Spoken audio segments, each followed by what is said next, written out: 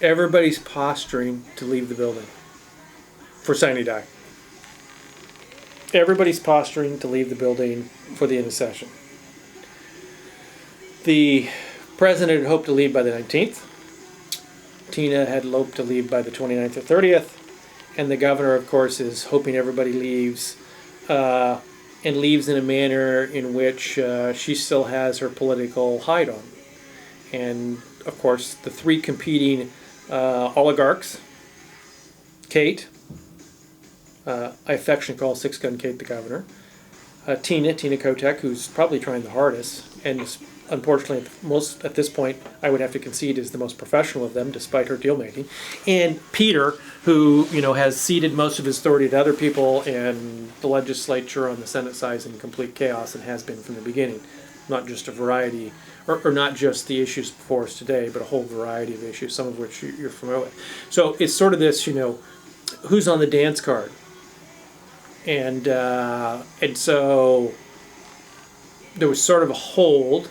I mean, the major pieces of legislation that they were going to pass, which was a tax plan, the student success piece, and the carbon piece, they were going to pass this in the first month of session.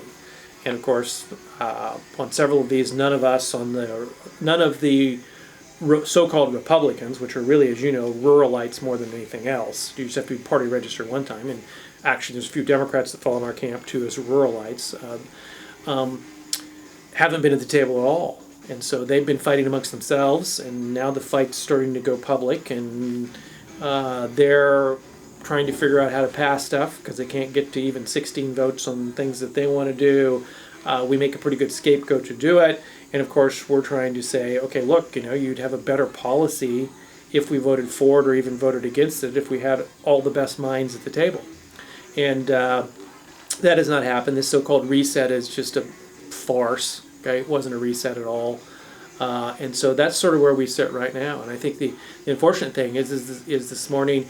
I mean, the ping back from the House bill, because the speaker knew there were not the votes over here in my mind. She sent it over here to try and force something. When you try and force something generally breaks.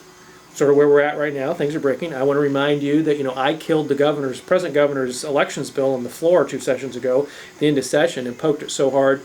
I poked it as hard as I poked the president this morning, and they broke last time. You remember that session? They broke and caved and said, hey, we need to stop fighting. We're going to pull the bull back. Let's stop fighting amongst ourselves and let's go back to the table. And it actually worked until February of this past year, where there was bipartisanship across the table. Not necessarily people all vote for something. And so now we're in a position in which, they can't pass it. I mean, they're now going to 5, they claim. They claim, well, we want to bring it to the 2020 to the floor and let it die on the floor. Well, what they're really saying is they want to out their own members and, try and beat them into submission. And I'm not sure that's a good plan at all. And we've been quite consistent is that, okay, look, if you're not going to pass good policy, and you're going to pass policy that is detrimental to our rural districts, but holds your urban districts harmless, we have all rights to do anything. So let's see. As I said on the floor, Senator Burdick's been running around threatening people with fines that she doesn't have power to do, arrests by the state police that she doesn't have power to do. The governor's, sort of said the same thing, but realizes she kept her way out on a limb. She didn't say that in her press release and her deal. But she said I'm going to have a special session. I find it ironic that half of the environmental community are now calling for a special session. They're saying 2020 is rotten apples. It doesn't solve what it's supposed to solve. Let's get everybody around the table and have a special session in September. That's the environmentalists. That's their side. And Dick, you and I have talked about in the past, I see in most social revolutions that happen is the left melts down, and they are melting down around themselves right now. And I'm perfectly fine, poking around in the fire to trying to get them.